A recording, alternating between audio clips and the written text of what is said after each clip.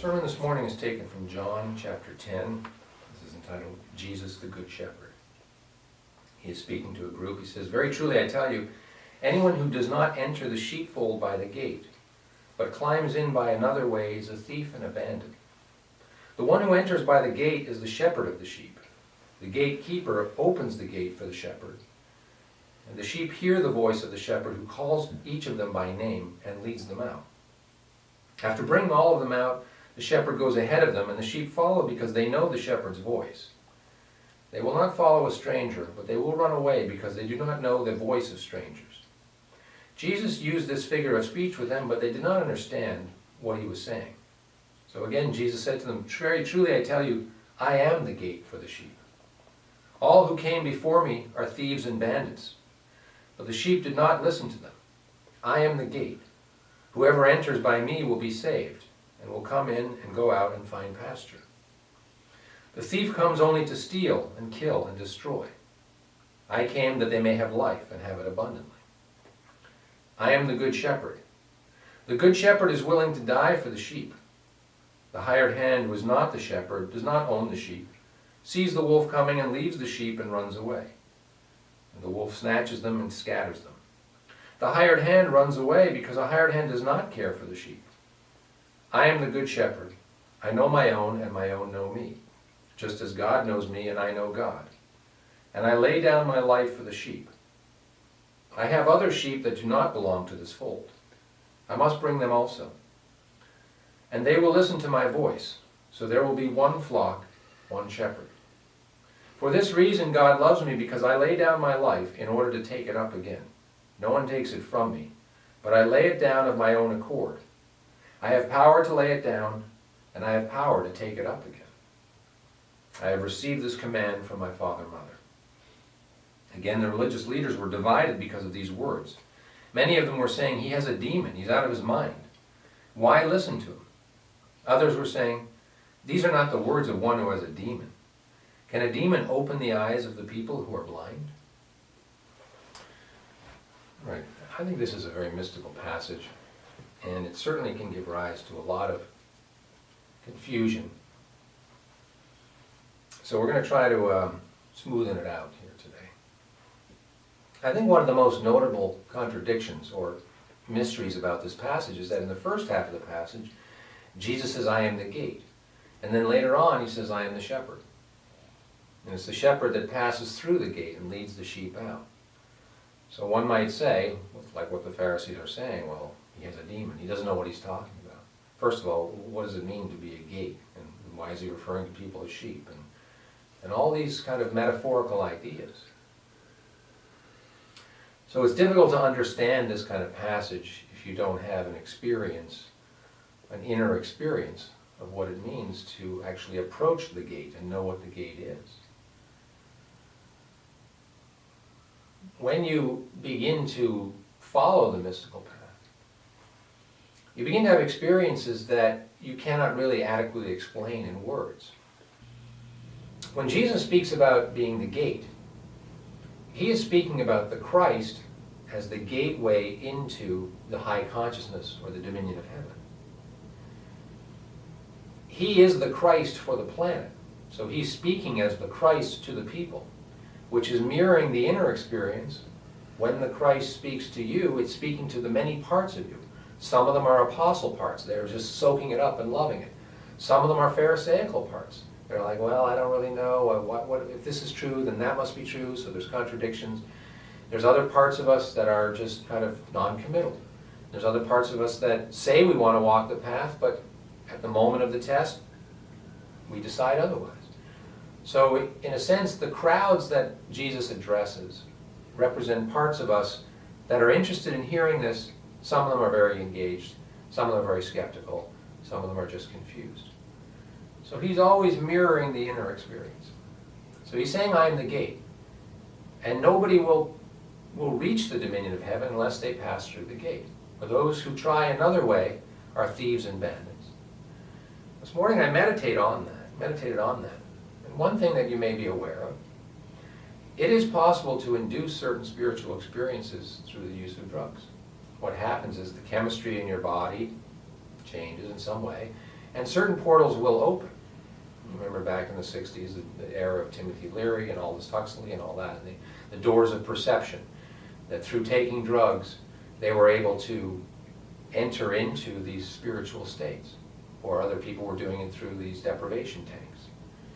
The idea was like, well, there's a spiritual world and we got to get there. Jesus is calling that stealing the experience, because one has not developed spiritually to a point where you have been granted access to that. It is possible to steal the experience. But without the development, it's actually not very helpful, because people become prideful, and also they're going in for the wrong reasons. We gain admittance into the gate because we have love in our hearts, and we want to love God, and we want to serve humanity. To want to go in there and sort of dabble like an amusement park of the spiritual, that is not the way. People can do that, and there will be consequences. I'm not saying they're going to be punished or condemned to hell. It's not that. It's that it messes up their life, because they can't integrate. They have not fully been prepared for the experience. In our journey, we prepare, our consciousness shifts, and we become enlightened, and we receive initiations. And so I want to share some practices that will facilitate the process of opening the various channels, so eventually you do stand right at the face of the gate. There's another point in the passage where Jesus talks about being the Good Shepherd. And so our songs today were in reverence to Jesus, because it's one of the steps along the way that we follow the teachings of Jesus. We could say that we are followers of Christ, which is the same thing as saying we are followers of love. So we do not try to steal experiences. We ask, well, what does it mean? How can I follow love? Okay, the first thing I want to talk about is your word. You can think of a human being as having the capacity of thinking, speaking, and action. Thought, word, action. We want these all congruent. Now, it's very acceptable to say a lot of things that, even as we're saying them, we know that they're not true. A very simple example is saying, oh, we're having a party on the weekend, will you come? Oh yeah, definitely, I'll be there. In my mind, I'm going like, well, I'm not sure I'm going to be there. But it's more socially acceptable to say yes, because it's just easier. And make the person feel good. Oh, you're going to be there? Oh, great. And then come the day of the party, it's like, well, I'm not really feeling that great, so I'll send them a text saying, oh, something's come up, I can't get there. But if I knew at the moment when I spoke that I wasn't speaking truth, why did I violate that truth within? Well, because I didn't want to upset the boat. I didn't want to upset somebody. Are people so unstable that your decision to come to a party is going to emotionally jar them? We have to give more credit to the soul. When you speak truth, people will respect you. They may not like you, but they will respect you, because you are respecting them by speaking the truth. You are believing that they have the capacity to handle the truth. How they choose to deal with that is not really your issue. But being congruent with your thought by your word, and then following it up with your action. So if somebody asked me, oh, would you like to come to our party on Friday? And I thought for a moment, and went like, yeah, that sounds good, I'll be there. And then Friday rolls around and I'm not feeling great, I'm certainly going to make every effort to follow through with my action. I'm not going to let myself check out of it unless there's a significant reason to. Why? Because I put my word upon it. And when you learn how to put your word upon it, you become a powerful creator on this earth. But if every time I say something and then I allow myself to emotionally be, jarred from my word, my emotions become more of my God, because they rule my life. In our path, we are learning how to manage and process difficult emotions so they do not rule our lives, so that we are able to be present for the things that we say we are going to do. Now, I understand, because I had commitment issues when I was growing up, and I liked the ability to go like, well, I don't know. I'm not sure until the moment comes whether or not I'm going to feel like going. It was a gradual maturing to go, that's too much about me. It's all about how I'm going to feel and what's going to be like for me. My teachers were like, well, you can't be a minister if you're going to think that way. And I wanted to be a minister, so I'm like, okay, how do I think? Be more giving. Just say yes, and then make it happen. And see what happens. One of the beautiful things that happens is when you begin to give more, just by the natural laws of karma, the more that you give, the more that you receive. Yeah, I know, but what if I don't feel great? Well, learn how, if you can, to move yourself out of that. And also, the thing that a lot of people don't realize is that you may feel crappy even as you're driving to the thing, but because you're going based on this energy of love, something in your energy changes. So that's one of the secrets of the path, is that don't succumb to all your negative emotions. Instead, trust in the Spirit to raise you up when you are congruent in thought, word, and action. And seek to put your word upon activities that are based in love. Now, that doesn't mean I'm going to go to every event. If someone's going, oh, we're going to meet at this bar, and then we're going to get hammered, and then we're going to go, drink on the beach, and it's like, that's not for me. But if somebody's having an event, and I know they want me there because they like me, and they like my input on the conversation, I'm going to go, yeah, I'll be there. Because it's important to them. And I may have a great experience, I don't know. But training yourself to be aware of how your presence can be something that really is valuable to other people. That's cool. That's love. Number 1, your word is the law. Don't use it frivolously. If you don't know, say you don't know. And if you're going to make a decision in the next 2 days, say, well, I'll let you know in a couple of days. And then let them know. Follow through. Okay, number 2 is begin to cultivate a devotional life of love. We could say, I'm devoted to love, I'm devoted to God, I'm devoted to Christ. So I begin to streamline my life. The Mystical Church of Christ makes that easier because we say there's 3 concrete touch points where you can come each week. You can come to a communion, you can come to a Sunday service, and a Bible class. And as a result, if you make that part of your integrated schedule, you are demonstrating this is really important to me. I want to approach that gate and enter into this dominion of heaven. I want to know what that's like. And I want to go the proper way. So I must prepare. I don't know if you're aware of it, but approximately 1 in 30 people who try to climb Mount Everest die. And I was watching a YouTube about this because I'd seen it a while ago and I thought, oh, this is very pertinent to the sermon today. There's another mountain called Annapurna, I think. 1 in 3 people who try to reach the summit die. I mean, that's crazy. I mean, imagine thinking about doing that. You've got a 33% chance, according to statistics, of not making it. The reason that people typically die is either lack of preparation or sometimes it's bad circumstances. Because there's a very short window of time in which you can climb Mount Everest. First of all, you have to get to this base camp and you have to live there for a couple of 3 weeks in order for your body to become acclimatized to the different altitude. And then there's at least 2 other base camps, and then there's something called the death zone. And the death zone is at such a high altitude that basically you have to get in, reach the summit, and get out in a very tight window. And because of the storms that happen on Everest, typically sometime from April to mid-May is the only time you can really make an attempt. That's your best shot at avoiding storms. So there is an element, I mean, you remember that book, I think Into Thin Air it was called, that in which a bunch of people died. And they did everything, I think, mostly correctly, and they still hit a bad storm. Okay, on our path, there is a similarity. We have to prepare. We cannot expect to show up at base camp and, go running up the summit and there's Jesus going, come on in. It just doesn't work that way. You have to prepare the faculties of your being, what we call the spiritual organs, for the higher altitude of love.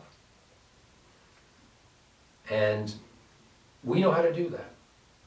We know how to do that here. We develop a commitment within that says, this is what I want. And I believe there's a process. This church says there's a process. So I'm going to shape my life around the process. In the beginning, it feels like I have to shape the process around my life. I understand that. Because it's pretty demanding.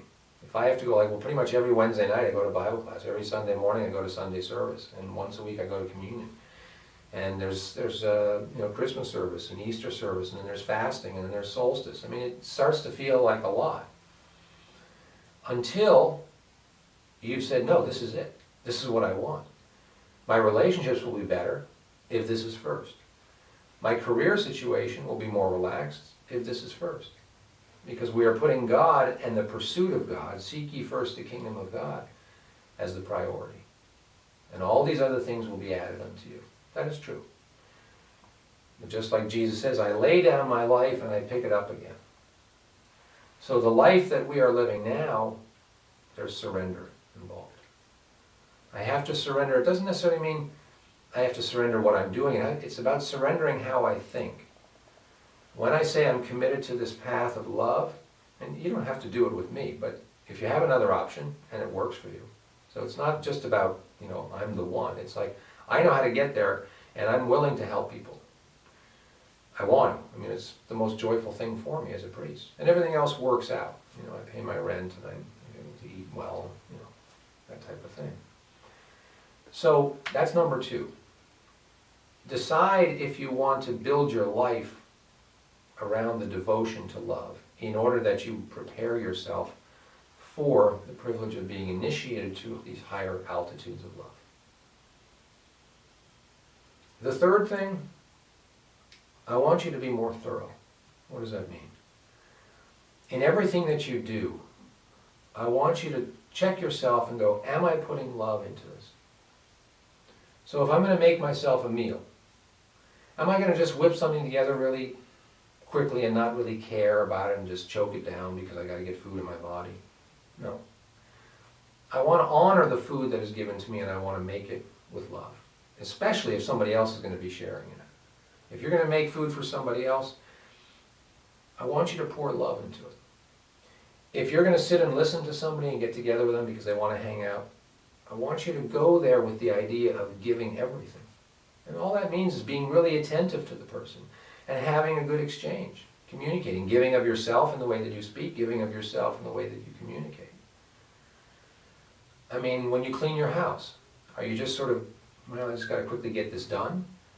I used to do that when I was part of the order, this group that trained me. And afterwards, the priest would walk into the place where I clean and went like, oh, you were angry. I was like, what do you mean? It's like, well, it's all over the place. It was in the energy. They could feel it. They could feel that when I cleaned, I was not doing it out of a place of love. Maybe I was doing it out of impatience. Maybe I was angry that I had to do it. Maybe I just didn't care, which is a form of anger. And they could feel it. So, if we don't do it correctly the first time, we typically have to do it again. So there's a lack of thoroughness. If you begin now to move into this mindset where everything that you do, there's consciousness, and you put love into it because you care. You care about the place where you live because it is God's place that is being lent to you for a temporary period of time. So you clean it as a way to say, I really value this. Some people are more detailed about that. I'm not saying you have to take a toothpick to the baseboards. We don't want to become obsessive because the material world is very transient and it gets dirty. But in general, if you run your finger along your baseboards and they're dusty, clean them. Usually once a month is fine for that type of thing. Like, begin to think of the place where you live as a sacred place that's cultivating this environment of love, so you must love it. And when you begin to think this way, initially it creates a lot of pressure. It's like, oh man, everything I do. Yeah, when you go to the gym, you got to work out with consciousness. I'm here because I want to get healthier, I want to exercise, I want to lose weight, whatever it is. Give it your all. When you're driving, when you're talking to people, when you're getting ready for bed, when you're brushing your teeth, you are doing so with love. And this will begin to change you. What happens? Sometimes you start to notice, well, nobody really does this. And look at how half-assed everybody is with their activities. That's not true, but you might begin to sense that a lot of people are very haphazard about stuff. When we live in this love vibration, we're cultivating an energy around us and we are rewarded by the karmic returns. So our reward is given to us because of our choice to live that way. And if people, you may know people are chronically complaining, nothing works out, oh my God, I'm such a victim. Okay, I know that part of that has to do with the energy they're putting out. If they were receptive to me to go, how do you think I might be contributing to this? We can have a great discussion. I don't want to hammer them with, well, just look at how you live. I mean, it's all over the place.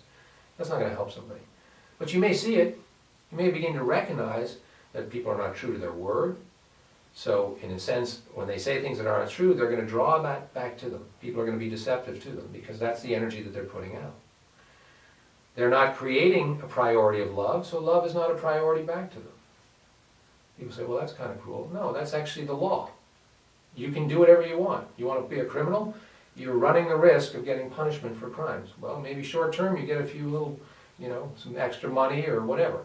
But eventually that energy is going to catch up with you. It's amazing because I did prison ministry to some of these folks have like the sense of injustice that was done to them. I'm like, well, at what point did you not realize that you were breaking the law? It was always like, yeah, but I needed this for my family, or this was really important. I'm like, okay, that consciousness lands you in jail. What else can you say? It's like, you're in jail, so you should stop and go, yeah, I think you're right. But it's very difficult because that puts pressure on the belief system.